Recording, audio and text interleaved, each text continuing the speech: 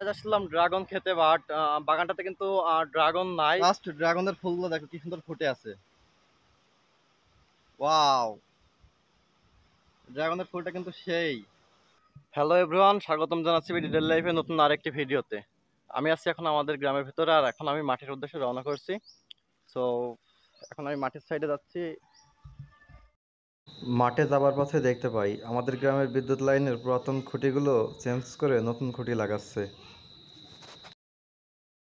মাটি খুঁড়ে এই খুঁটিটি প্রতিস্থাপনের জন্য এখনো পর্যন্ত তেমন কোনো প্রযুক্তি ছোঁয়া পায়নি। শ্রমিকরা নিজেদের প্রেশির বলে এই খুঁটিগুলোকে প্রতিস্থাপন করে চলেছে। এই যে এই পোলটাও চেঞ্জ করবে, করে এই যে সামনে দেখতে পাচ্ছ যেটা রেখে দিয়েছে এটা লাগাবে। এরই পাশে যে এই পোলটার পাশে কিন্তু গর্ত করেছে, ওই পোলটাও এখানে দিবে। এই যে আমরা অলরেডি মাঠের ভিতর চলে আসছি, আমার সাথে এই যে ভাইস্তে নয়ন আছে। তো আজ ওয়েদার অনেক নরমাল, এই কারণে হয়তো ভিডিওটা বেশি ভালো হবে না।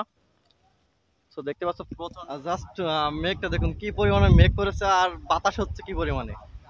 এই যে এই সাইডটাতে দেখো কি পরিমাণে বাতাস হচ্ছে। আর এই যে ড্রাগন ভুঁই, এখন আমি এই ড্রাগন ভুঁইটার ভিতরে নামবো।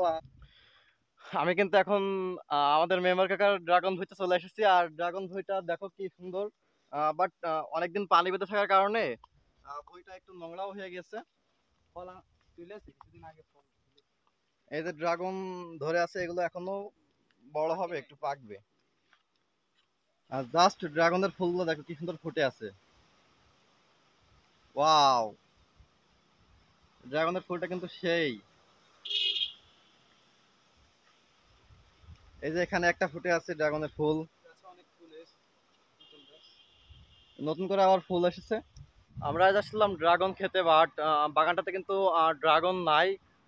যদিও ড্রাগন আছে, যেগুলো আছে সেগুলো অনেক কাঁচা, এগুলো খাওয়ার মতন এখনো হয়নি।